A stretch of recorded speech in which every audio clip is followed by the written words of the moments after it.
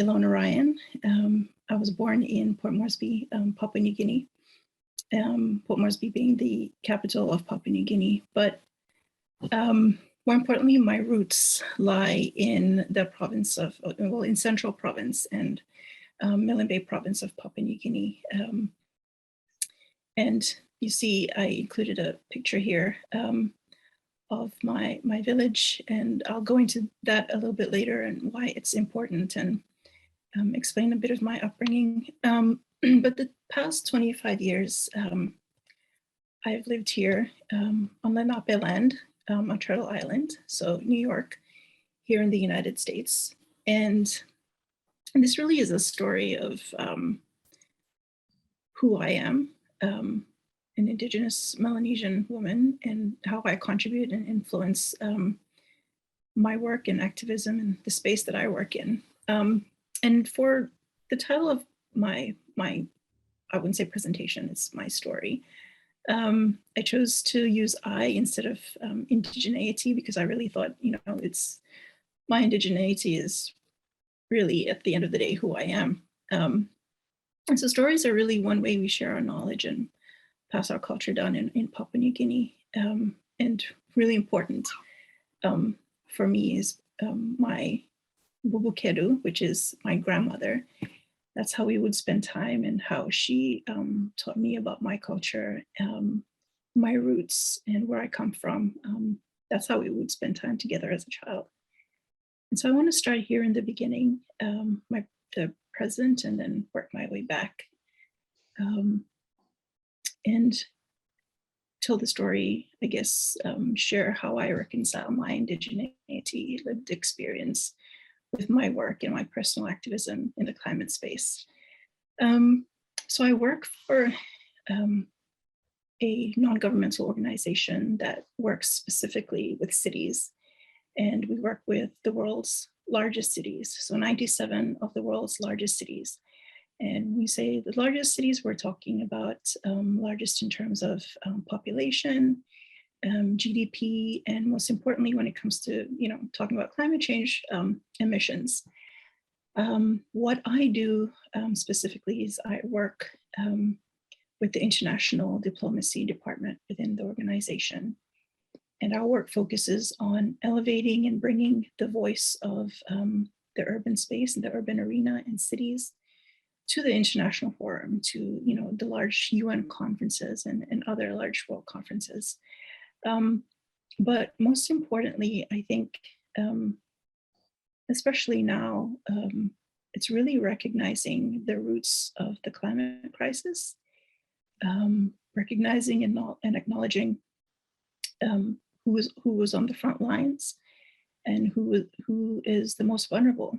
And I think when we think of, I guess, Indigenous environmental activism, we don't necessarily associate it with like cities and urban climate issues, but it's really important to know that Indigenous people do live in cities. We live in urban areas, and especially here in the global north, in the United States and North America, it's Black, Indigenous, and people of color who are on the front lines in our cities when it comes to climate change.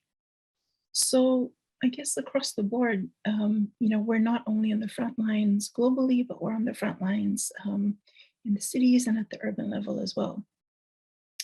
And I have to admit that when I first started working here in my organization, I was a little intimidated by the space that I work in, the space and the people. And there was always that thought in the back of my mind, but I was always second guessing myself and telling myself, or saying, do I really belong here? And that really stems from the fact that many large environmental organizations, especially here in the global north, have not always been places where you would see people that look like me, or you would see other Indigenous people for that matter. But fortunately, I think that's starting to change for the better. And I realized that, for the past 5 years now in this job, I had to make myself known. We may not, as I said, we're working with cities, we're working with city governments, world's largest cities. So we're not specifically, or not exclusively working with, um, other Pacific Island countries or environmental groups.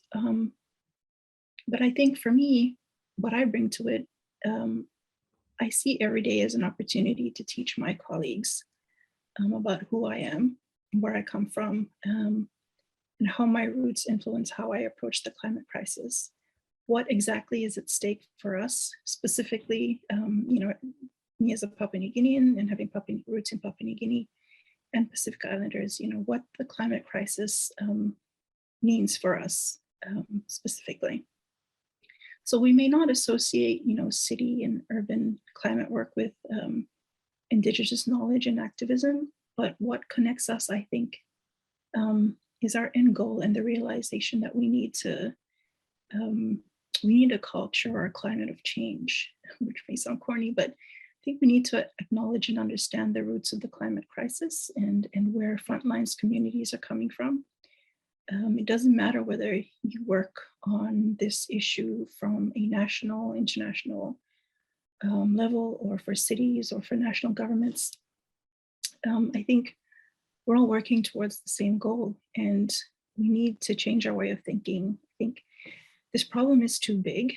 This crisis is too big and too important for us to keep approaching it through just one way of thinking, and that is specifically through the worldviews of the dominant culture, I think. And so that's why we need diverse and inclusive working spaces and organizations that reflect the society we live in, the people that we work for and the people that we're in service of. And I say that specifically when it comes to my job.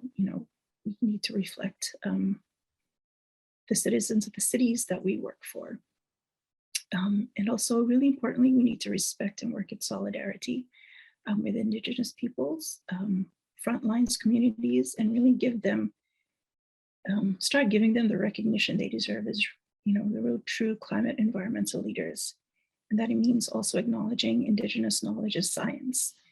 I think, this is all because I think people tend to underestimate not only Pacific Islanders, but Indigenous people, Indigenous peoples in general. And I credit my previous work experience with teaching me that I think those that have the most to lose fight the hardest. Having worked for a small Pacific Island mission to the United Nations previously, I had access to the UN. I worked with small Pacific Island nations, worked beside them, and I really saw how some of the smallest countries with the least resources navigated this large system, yet they seemed to punch above their weight. They told their stories, and really, to me, are some of the real climate leaders, and it's been very inspiring. And you realize that we're all working to protect people in place, just, small Pacific Island countries. Those things that we're connected to and rooted to, our relations, human and non-human, our villages, our islands, cities, countries, and planet, really important. It's the only planet we have. As they say, there is no planet B. And so I really appreciated that time and that experience working for, this small mission, working and being around other Pacific Island countries, and having access to the UN system. And I really observed and learned not only about the substantive work that was being done, but experiencing other Pacific and Indigenous cultures and starting to appreciate how that drives and influences people's activism and work within the climate space. And so that's all helped me grow and kind of bring me to where I am professionally and as an activist. But really, my core understanding of why I need to do the work I do and be an activist, understanding the roots of the crisis we're in, stems from my childhood, my upbringing, who raised me and where and how.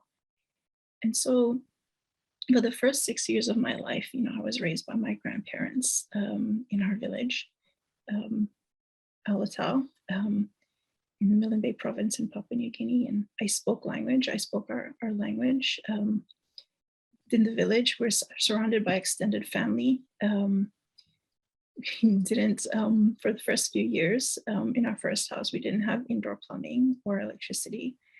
We ate and grew our traditional foods where we knew and the connections with people in place and why they were important.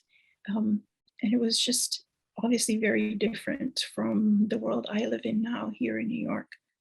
And it's that connection and that familiarity. And I think in a sense, especially when I reflect on my life here, a lot of security, having that community. Here, I think when you exist here especially in New York, it's such a big place, but you can feel so disconnected. And we're approaching winter and everyone now is kind of like huddled and just in their own little world. And I think one of the things I really miss about, home, about PNG and just my village is like, when I was little and we would be driving into town and sitting in the back of my grandfather's truck. And, as we're driving along, everyone's waving and saying hi. And that's definitely not something that happens here in New York. So that I really value that sense of community and familiarity and connection. And so I've taken that and I've really expanded it and to the world I live in now. And that's how I see the rest of the world. And it's the lens through which I view this climate crisis, that all things and people are connected and related. And so really it was that first 6 years of my life were the most, really the most important and really left a lasting impact on me, which I really probably didn't realize for a lot of my life. And I think, my experiences at work, my last few jobs and the work I have now kind of all brought that together. So, the stories and the teachings, lessons, language, and just living in the village, just being close to your roots, your food, the sources of everything, that's really shaped my core beliefs and my outlook. Surrounded by family, extended family, village, and interconnectedness of people in place. And so I think it's really important to take away, that we, as Indigenous people, belong everywhere.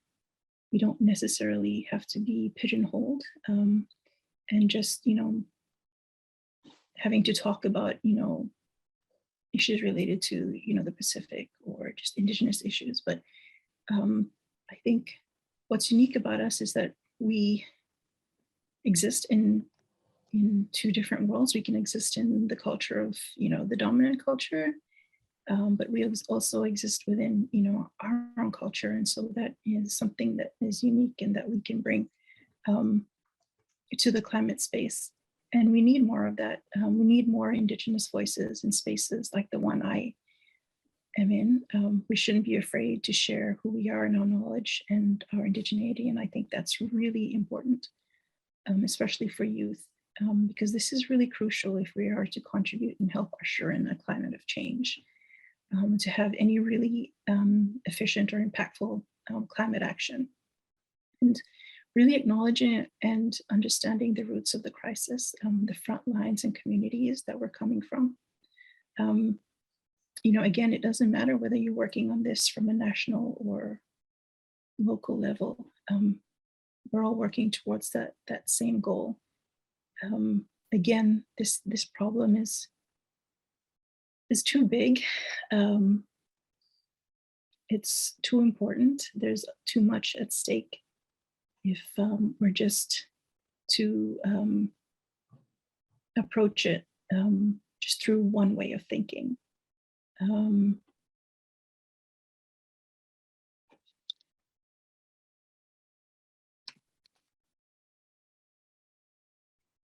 I think those are things, after like, I think it's been 10 years now that I've um, worked in this space. It's 10 years of experience. And I think those are the key things that I've really come away with, is um, acknowledging who is, who are the real true climate leaders, and um, not being able to share your lived experience. Because unless people know where you're coming from and what is at stake for you, I think there won't be that level of respect or understanding um, about what we really need to do to have real meaningful climate action.